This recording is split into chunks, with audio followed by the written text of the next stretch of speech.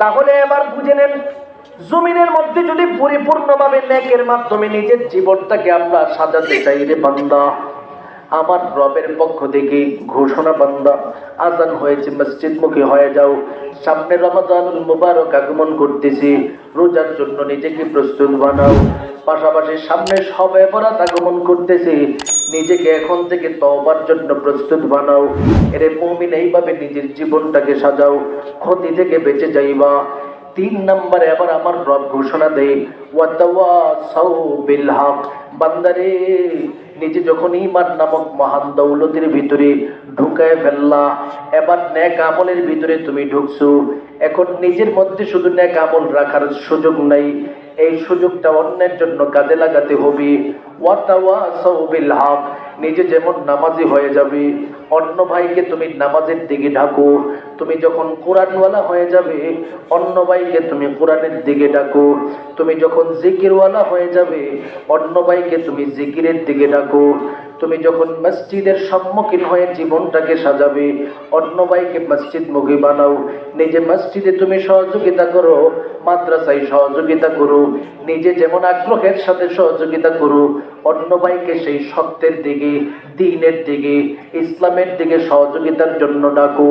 এটার নাম হলো তাওয়াসু বিল হক। নিজেও যেমন সত্যের উপরে অটল থাকবা, অপর ভাইকে তুমি সত্যের দিকে ডাকবা।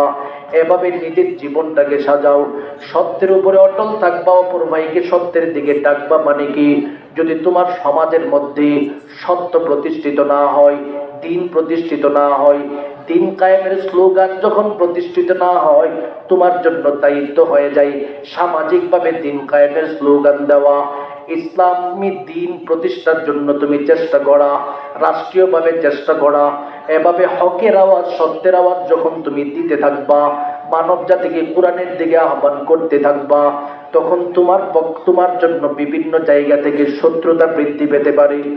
তুমি যখন সুদের বিরুদ্ধে কথা বলবা, তখন সুদখোররা তোমার বিরোধী হয়ে যাবে।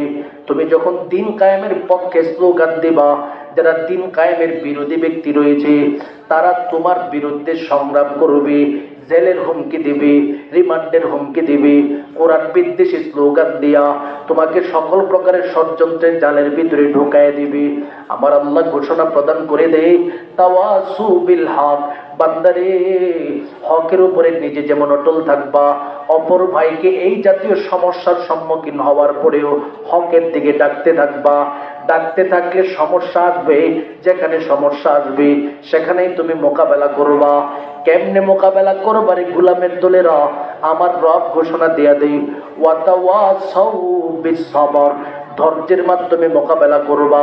ধৈর্যের মাধ্যমে মোকাবেলা করবা কিভাবে?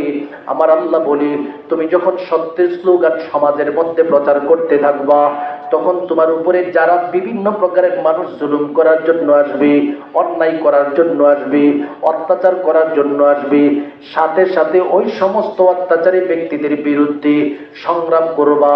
ধৈর্যের সাথে হকের উপরে পরিপূর্ণভাবে অটল থাকবা। যদি তুমি পরিপূর্ণভাবে অটল থাকতে পারো, আমার রবের পক্ষ থেকে ঘোষণা দিয়া দেয়, আমি আল্লাহ নিজ দায়িত্বের ধ্বংস থেকে, ক্ষতি থেকে তোমাকে রক্ষা করে দিয়া জান্নাতি মুমিনের কাফেলার অন্তর্ভুক্ত করে নিব। সুবহানাল্লাহ।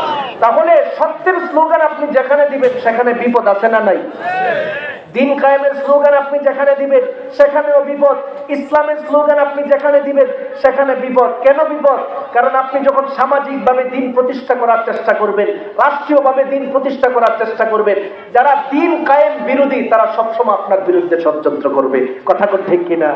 এই ষড়যন্ত্র শুধু আজকে না ভাই, 1450 বছর আগেও হয়েছে। কথা কোন ঠিক কিনা? ওই সময় সাহাবা একরামরা সংগ্রাম করে গিয়েছেন। সাহাবা একরামরা কেমন সংগ্রাম করে গিয়েছেন? বাড়ি ছাড়ছে, সম্পত্তি ছাড়ছে, নিজের আত্মীয় স্বজন সব ছাড়ছে, নিজে রক্তাক্ত হয়েছে, তারপরেও ইসলাম তথা তাওহীদে কালিমাতুল্লাহ সংগ্রাম থেকে নিজেকে দূরে সরাই নাই। সুবহানাল্লাহ। সরাই নাই, সরাই নাই। এই গুণ যাদের মধ্যে এখনো আপনি দেখতে পাবেন, বুঝবেন তারাই সত্যের উপরে আছে। কথা ঠিক কিনা? এই কারণে সাহাবা একরামরা কিভাবে ঈমানের উপরে অটল ছিল রে গোলাম। বাড়ি ছাড়ছে, তারপরে ঈমান থেকে নিজেকে বিন্দু পরিমাণে দূরে সরায় দেয় নাই। রক্তাক্ত হয়েছে, বিন্দু পরিমাণে দূরে সরায় দেয় নাই। আমার নবীর মহাব্বতের একজন সাহাবীর নাম ছিল হযরত আব্দুল্লাহ, তার মৌলিক আরেকটা নাম ছিলেন আব্দুল উজ্জা। ইসলাম ধর্ম গ্রহণ করার আগে তাকে আব্দুল্লাহ বলে ঘোষণা দিয়েছেন, ইসলাম ধর্ম গ্রহণ করার আগে তার নাম ছিল আব্দুল উজ্জা। চাচা ছিল কাফের, আত্মীয় স্বজন যারা ছিল সবাই চারপাশ দিয়ে কাফের ছিল, মুশরিকিন ছিল। চাচার সামনে উপস্থিত হয় বলে, চাচা গো, আমি এই মুহূর্তে আপনার হাতে হাত রেখে একটা কথা বলতে চাই যে মুহাম্মদুর রাসূলুল্লাহ মদিনা নগরীর মধ্যে বসে আমাদের সম্মুখে দ্বীন কায়েমের স্লোগান দিতেছে, তাওহীদের স্লোগান দিতেছে। লোকটা কেমন হতে পারে? চাচা বুঝতে পারে নাই যে ভাতিজা আসলে সিরিয়াসলি তাকে জিজ্ঞাসা করতেছে, মুসলমান হওয়ার জন্য জিজ্ঞাসা করতেছে, যার কারণে নিরপেক্ষভাবে তার জবান থেকে জবাব দিয়া দেয়, এরে ভাতিজা, মুহাম্মদ এমন একজন ব্যক্তি আমরা এই জীবনে কখনো তাকে মিথ্যা কথা বলতে দেখি নাই। সুবহানাল্লাহ।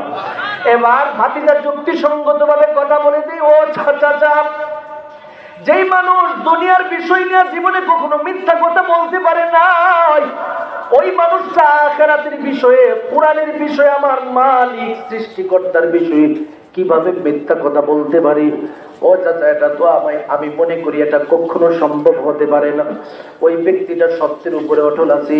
আমি এই মুহূর্তে আপনার সম্মুখে ঘোষণা দিলাম, আমার নবীর হাতে হাত রাখি আমি পরিপূর্ণ মুসলমান হয়ে গেলাম।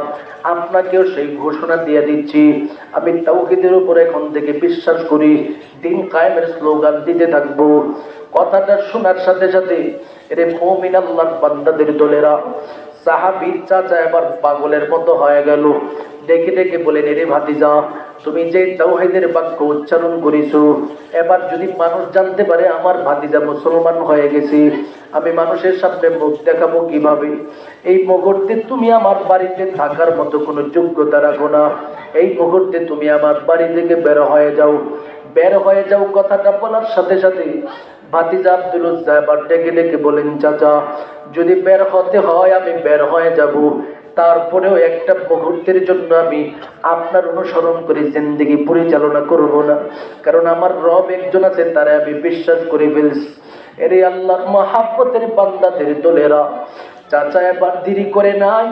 আব্দুল উজ্জার শরীরের মধ্যে যে জামা কাপড় ছিল, প্রতিটা জামা কাপড় চাচা জোর জবরদস্তি করে তার শরীর থেকে আলাদা করে ফেললো। শরীরের মধ্যে যে লঙ্গিটা ছিল সেটা পর্যন্ত তার শরীর থেকে আলাদা করে ফেললো। এরে আল্লাহর বান্দাদের দলেরা, এবার চাচার দিকে তাকায়া তাকায়া আমার নবীর মহাব্বতের সাহাবীটা চোখের পানি ছেড়ে দিয়া বলে, চাচা গো, আমি তো আপনার সম্মুখে তেমন কোনো অপরাধ করি নাই, শুধু স্বাধীনভাবে তাওহীদের বাক্য উচ্চারণের ঘোষণাটা দিয়েছি। আপনি আমার স্বাধীনতার উপরে হস্তক্ষেপ করতেছেন চাচা। ও চাচা, যদি আপনি আমার সম্পত্তি নিয়ে যান, আমার জামা কাপড় নিয়ে যান, তারপরেও বিন্দু পরিমাণে তাওহীদে কালিমাতুল্লাহর ডাক থেকে নিজেকে দূরে সরাবন। এরে বানুয়া বহু এলাকার আল্লাহর মহাব্বতের গোলামের দল, আমার নবীর সাহাবী এই ঘোষণাটা দেওয়ার পর জালেম চাচাটা হাতের মধ্যে একটা চাবুক নিয়া আমার নবীর মহাব্বতের সাহাবীর শরীরের মধ্যে আঘাতের পরে আঘাত দিতে থাকে। রে গোলাম, আমার নবীর সাহাবী রক্তাক্ত হইয়া তখন তার জবান থেকে বলতে থাকে, আল্লাহু আহাদ, আশহাদু আল্লা ইলাহা ইল্লাল্লাহু ওয়া আশহাদু আন্না মুহাম্মাদান আবদুহু ওয়া রাসূলুহু। তাওহীদের উচ্চারণ, শাহাদাতের উচ্চারণ করতে শুরু করে দেয়। যত বলতে থাকে জবান থেকে তাওহীদের বাক্য, ততই চাচার দিলের ভিতরে আগুন লেগে যায়। আঘাতের পরে আঘাত করতে করতে শেষ পর্যন্ত রক্তাক্ত পর্যন্ত বানায় ফেলল। আমার নবী সাহাবী শরীর থেকে রক্ত ঝরঝর করে পড়তেছে। শেষ পর্যন্ত সেই পাষাণ্ডু চাচাটা মহাব্বতের ভাতিজাটাকে বাড়ি থেকে ঘাট ধরে বের করে দিল। আমার নবী সাহাবী এবার চোখের পানি ছেড়ে দিয়া বিনায়া বিনায়া কান্না করি, ডেকে ডেকে বলেন, ওগো দয়ার আল্লাহ, এই দুনিয়াতে আমার বাবাও নাই, মাও নাই। এই দুনিয়াতে যদি আজকে আমার বাবা থাকতো, মা থাকতো, আমার চাচা যখন আমার উপরে জুলুম করে আমার মা আমার সামনে এসে দাঁড়ায় যাইতো, রে আল্লাহ, ওরে মালিক, আজকে আমার বাড়িও নাই, ঘর নাই, আমার জামাও নাই, আমার শরীরে কিছু নাই রে মালিক। তারপরেও তুমি আমার এই ইমানের আওয়াজ থেকে দূরে সরাইয়া দিও না রে আল্লাহ। আমার নবী সাহাবী বিনয় বিনয় কাঁদতে কাঁদতে কাঁদতে কাঁদতে কোনো মতে অর্ধেক শরীরকে কিছু জামা কাপড়ের মতো কয়েকটা গাছের পাতা দিয়া নিজের শরীরটাকে পরিপূর্ণভাবে ঢাকলো। মসজিদের নববীর দরওয়াজার সম্মুখে আবার দাঁড়ায়া দাঁড়ায়া চোখের পানি ছেড়ে দিয়া ইয়েতিমের মতো কান্না করতেছি। আমার নবী আবার ডেকে ডেকে বলেন, ব্যাপারটা কি আমার আব্দুল উজ্জার কি হলো? যার শরীরের দিকে তাকালে এতদিন আমার কাছে মনে হইতো শাহানশার মতো মনে হয়, তার শরীরে কোনো কাপড়ের অভাব ছিল না, শরীরের মধ্যে শুধুমাত্র তাকে সব সময় দেখতাম সুশৃঙ্খলতার ভিত্তিতে চলত। নিজের শরীরের দিকে তাকালে দেখা যাইতো যেন একটা ধনী ছেলে আগমন করিস। আজকে কেন এত জীর্ণ শীর্ণ অবস্থায় সেই সন্তানটা আমি নবীর কাছে আসি। আমার নবী আবার গিয়া জিজ্ঞাসা করে বলে, রে আব্দুল উজ্জা, তোমার এই অবস্থা কেন? আব্দুল উজ্জা ডেকে ডেকে বলেন, নবী গো, আমার কোনো অপরাধ নাই, আমার শুধু একটাই অপরাধ, আমি কেন আমার নবীর উপরে ঈমান আনলাম, আমি কেন তাওহীদের উপরে নিজেকে প্রতিষ্ঠিত করলাম। আজকে আমার বাবা নাই, মা নাই, আমার বাবা মা যদি থাকতো আমার চাচা আমার এইভাবে আপনার সম্মুখে পাঠাতে পারতো না গো নবী। আমার নবী আবার ডেকে ডেকে বলেন, আব্দুল উজ্জা, কান্না করার কোনো প্রয়োজন নাই, আমি নবীর পক্ষ থেকে এই মুহূর্তে ঘোষণা প্রদান করে দিলাম, দুনিয়ার জমিনের মধ্যে তুমি যতদিন পর্যন্ত থাকবা, যদি সেই তাওহীদের উপরে পরিপূর্ণভাবে অটল থাকতে পারো, তাওহীদে কালিমাতুল্লাহকে সামনে রাখিয়া প্রতিটা মুহূর্তে মুহূর্তে জুলুমের শিকার হওয়ার পরেও ধৈর্যের সাথে সবরের সাথে নিজের জীবনটাকে চালাতে পারো, আমি নবীর পক্ষ থেকে ঘোষণা প্রদান করে দিলাম, আমার রবের দরবারে তুমি জান্নাতি মুমিনের কাফেলার অন্তর্ভুক্ত হয়ে থাকবা।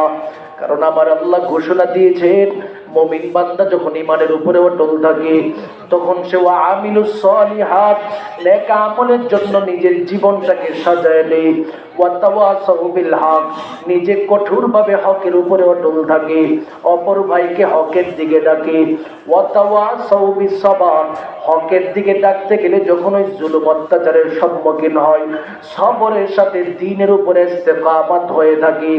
এই গুণ যেহেতু তোমার মধ্যে রয়েছে, আমি নবী ঘোষণা দিলাম, আমার রবের সূরাতুল আসরের সাথে তোমার জিন্দেগিটা মিলে গেছে, সকল প্রকারের ধ্বংস থেকে আমার আল্লাহ তোমাকে হেফাজত করিয়া জান্নাতি মুমিনের কাফেলার অন্তর্ভুক্ত করে নেবে। সুবহানাল্লাহ বলো, জবানটা খুলে বলুন আল্লাহু আকবার।